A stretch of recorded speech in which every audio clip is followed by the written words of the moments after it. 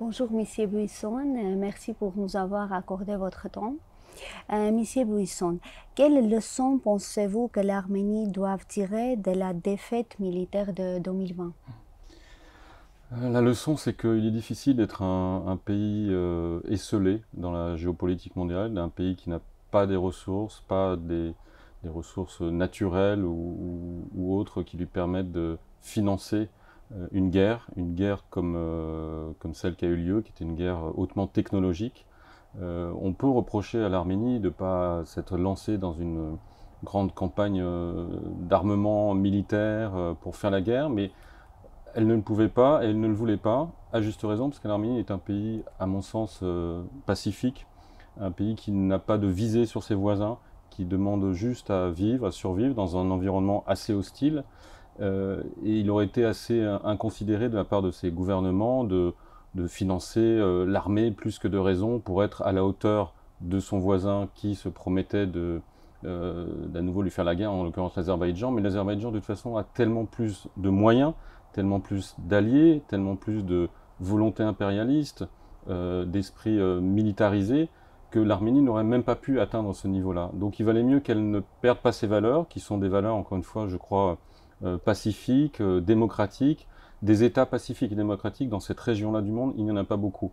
Donc on peut toujours dire que cette défaite militaire est due au fait que l'Arménie n'a pas assez bien préparé cette guerre, mais elle n'aurait jamais pu assez bien le préparer contre quoi? Contre l'Azerbaïdjan, plus la Turquie, plus l'indifférence du monde, plus un jeu relativement ambigu de la Russie, qui s'explique sûrement, plus un environnement international qui n'était pas favorable à une intervention de qui que ce soit, même pour la France.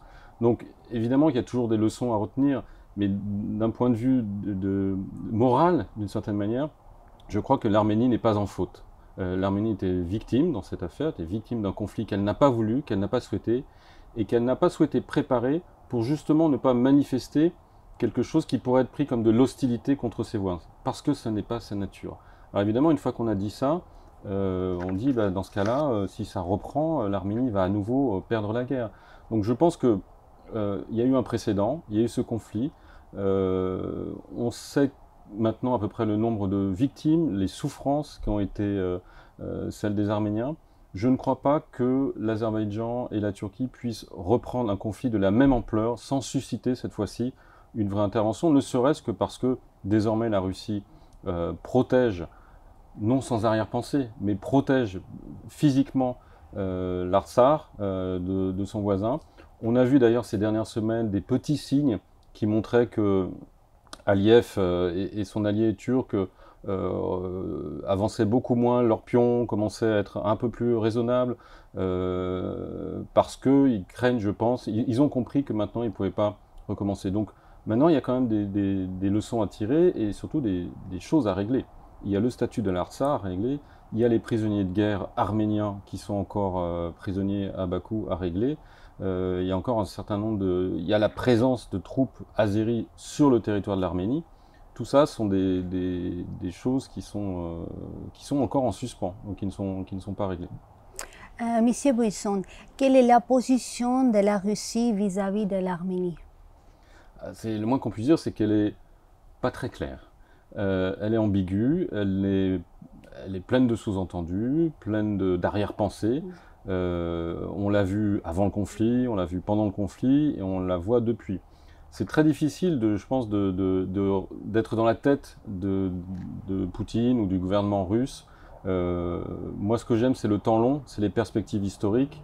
D'un point de vue historique, la Russie n'a jamais abandonné l'idée d'être présente dans cette partie du Caucase Sud qui lui permet de contrôler notamment cette région stratégique qui est celle du Moyen-Orient, avec la Syrie qui n'est pas très loin, avec l'Iran qui reste un allié, et avec la Turquie, avec qui il y a eu une douzaine de conflits dans l'histoire. Donc la Russie, depuis quelques décennies, était un petit peu écartée de cette région, et en Arménie même, avec l'arrivée de Nicole Pachinian, avait été un petit peu écartée de la politique arménienne, même si tous les Arméniens savent très bien que la proximité de la Russie, encore une fois dans un environnement très hostile, est peut-être un gage de sécurité plus sûr que la France, vieil allié historique, sincère sûrement, ou même les États-Unis, qui sont très loin, si tant est qu'ils aient la volonté d'aider l'Arménie. Donc la Russie n'a jamais perdu l'idée d'être présente dans la région. Cette guerre lui a permis de remettre les pieds en Arménie, en Artsakh, encore une fois, avec ses troupes qui sont présentes. Y avait-il une arrière-pensée dès le début de la part de Poutine en disant « je vais donner une leçon à Nicole Pachinian qui a écarté mes amis qui ont gouverné l'Arménie en bonne entente avec Moscou depuis quelques années », ça n'est pas impossible. Pour l'instant, on n'en a pas la preuve, on ne peut pas l'affirmer. Ce qui est sûr, c'est qu'aujourd'hui, concrètement, l'Artsakh est protégé par l'armée russe. Point final. C'est-à-dire qu'il n'y a que les Russes aujourd'hui qui défendent sur le territoire de l'Artsakh l'intégrité et la survivance des Arméniens dans cette région. Donc évidemment, c'est au détriment de la souveraineté de l'Artsakh. Évidemment, la Russie compte bien aussi se servir de cette implantation géographique pour surveiller la région. Mais moi, ce qui compte pour moi, pour avoir vu ces gens-là il y a quelques mois sur place, les avoir écoutés, ce qui compte, c'est qu'ils survivent. C'est qu'ils ne subissent pas un nouvel assaut, une nouvelle guerre. Donc c'est très facile à distance de dire, mais Poutine pose ses pions, s'installe dans la région, c'est très dangereux, veut surveiller l'OTAN, puisque la Turquie appartient à l'OTAN.